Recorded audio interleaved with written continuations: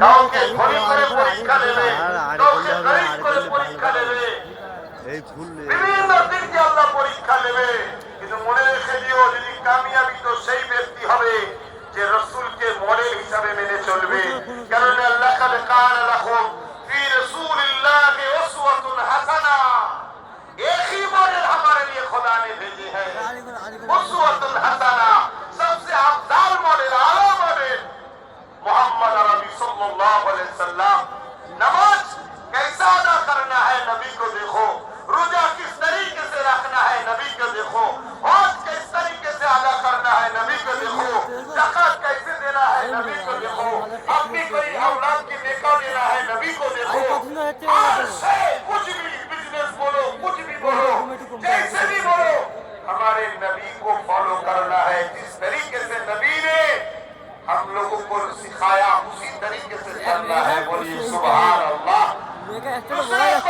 हमारे लिए नहीं है, दुनिया में कौन क्या कर रहे हैं वो अपना अपने पास में, हम किसी के विरोध में नहीं बोलते हैं, मगर हम अपने पसंद आका की कदमों के नक्शे की गोली से चलते हैं, ये हमारा पसंद है। बोलिए सुभान अल्लाह। সেই নবীকে যদি আমরা ছেড়ে দিই তাহলে আমরা বরবাদ হয়ে যাব। আজ বরবাদ হচ্ছি। আজ থেকে 100 বছর আগে দুনিয়া আমাদের কাছে দাঁড়িয়ে থাকতো, আমেরিকা হসপিটাল হোক, আমাদের কাছে দাঁড়িয়ে থাকতো 100 বছর আগে। সুলতান আব্দুল হামিদ যখন নেতৃত্ব দিয়েছে, এই 100 বছরে আমরা রাসূল খোলা হলাম। তাই আজকে দুনিয়া আমাদেরকে এমন একটা জায়গায় নিজে দাঁড় করিয়ে দিয়েছে, এ সমাজের মানুষ কুকুরকে খেতে দেয় তো মুসলমানকে আজকে আপ্যায়ন করে না। এর একটাই কারণ, আমরা মুহাম্মদ সাল্লাল্লাহু আলাইহি ওয়াসাল্লামকে ছেড়ে দিই, অন্য কোনো কারণ না।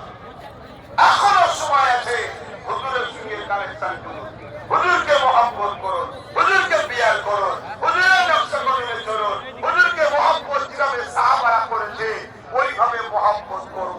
ও মসজিদ আমাদের বেড়েছে, ও দাড়ি টুপি বেড়েছে, মাদ্রাসাও বেড়েছে, কিন্তু জিল্লাতটাও আমাদের উপরে বেড়েছে, ঠিক না বেশি? এর কারণ একটাই, সব আছে, হুব্বে রাসূল নাই, হুজুরের ইশক নাই, হুজুরের আদব নাই, হুজুরকে আমরা চিনতে ভুলে গেছি। এজন্য আজ আমাদের এই দুর্দশা হচ্ছে। তাই আমি এসেছি যখন এতটুকু মেসেজ দিয়ে যাব, রাসূলের নকর হও, নবীর গোলাম হও। বাস লিখে বললে আলহামদুলিল্লাহ। তুমি যেখানেই থাকো, তোমার আগে যদি 50 জন থাকে, পিছনে যদি 50 জন থাকে, আগের 50 জন বিপদে হয়তো সাহায্য পাবে না, পিছনে 50 জন হয়তো বিপদে সাহায্য পাবে না।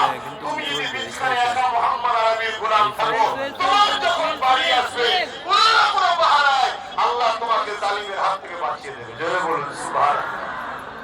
এটাই তো ঈমান, এটাই তো মুহাম্মদ সাল্লাল্লাহু আলাইহি ওয়াসাল্লামের মহব্বত করার ফজিলত ও পাওয়া। আজ আমাদের কি অবস্থা? আসেন বাবেরা,